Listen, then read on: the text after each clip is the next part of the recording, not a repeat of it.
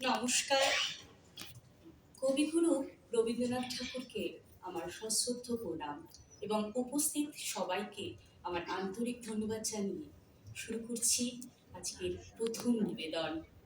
কবিগুরু রবীন্দ্রনাথ ঠাকুরের লেখা হারিয়ে যাওয়া। ছোট্ট আমার মেয়ে সঙ্গিনীদের ডাক শুনতে পেয়ে সিঁড়ি দিয়ে নিচের তলায় যাচ্ছিল সে নেবে। অন্ধকারে ভয়ে ভয়ে থেমে থেমে হাতে ছিল প্রদীপ খানি, আঁচল দিয়ে আড়াল করে চলছিল সাবধানে।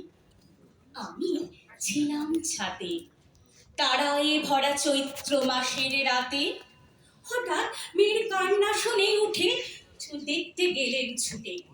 সিঁড়ির মধ্যে যেতে যেতে প্রদীপটা তার নিভে গেছে বাতাসেতে।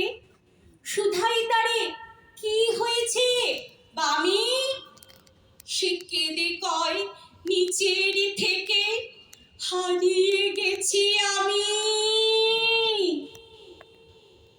তারায় ভরা চৈত্র মাসের রাতে ফিরে গিয়ে ছাতে মনে হলো আকাশ পানি চেয়ে আমার বামির মতো অন্যকে এক মেয়ে। নীলাম্বরে আঁচলে খানি ঘিরে দীপ শিখাটি বাঁচিয়ে একা চলছে ধীরে ধীরে। নিত্য যদি আলো যদি হঠাৎ যেত থামি, আকাশ ভয়ে উঠত কেঁদে, হারিয়ে গেছি আমি। আমার দ্বিতীয় নিবেদন কুয়ার ধারে। তোমার কাছে চাইনি কিছু, জানাই নিব নাম।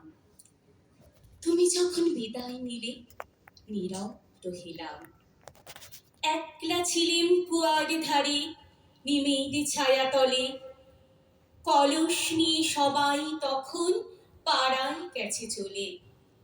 আমায় তারা ডেকে গেল, আয় গো বেলা যায়।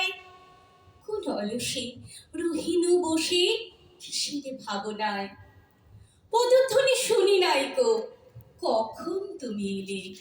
কহিলে কথা ক্লান্ত কণ্ঠে, করুণ চক্ষু মেলে।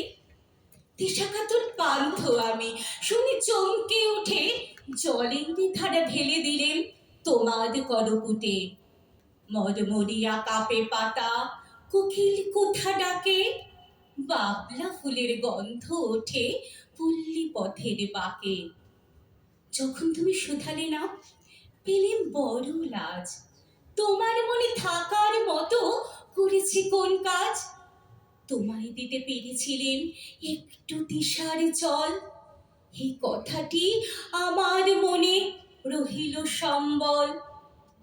কুয়ার ধারে দুপুর বেলা তেমনি ডাকে পাখি, তেমনি কাঁপে নিমের পাতা, আমি বসেই থাকি। নমস্কার। ধন্যবাদ জানাই।